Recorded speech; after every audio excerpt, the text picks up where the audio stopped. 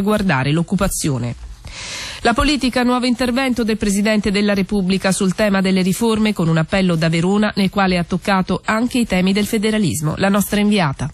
Non dobbiamo trovarci di fronte ad una legislatura sprecata per le riforme. Discutiamo bene e poi realizziamo le riforme che sono necessarie e di cui realisticamente esistono le condizioni. Da Verona il Presidente della Repubblica Napolitano rilancia l'urgenza delle riforme, a cominciare dal federalismo fiscale. Per difendere l'unità nazionale è necessario sviluppare tutte le componenti delle autonomie previste dal nostro ordinamento, ricorda Napolitano. L'importante è essere guidati da un'idea di valorizzazione delle autonomie in un quadro unitario, regionale e nazionale, e io mi auguro che davvero si possa nel nostro Paese fare ancora dei passi essenziali in questa direzione con la condivisione che è necessaria. Elogi al Presidente dal neogovernatore del Veneto Zaia, che lo paragona al sole. Elogi al Presidente dal primo cittadino Tosi, che nel 2007 tolse dal suo studio la foto di Napolitano. Da lui non mi sento rappresentato, disse. Poi l'immagine è stata riappesa dopo una pubblica autocritica e un invito. Oggi la sintonia. Da Verona con la collaborazione tecnica di Eraldo Bellini, Marcella Rossi per il GR2.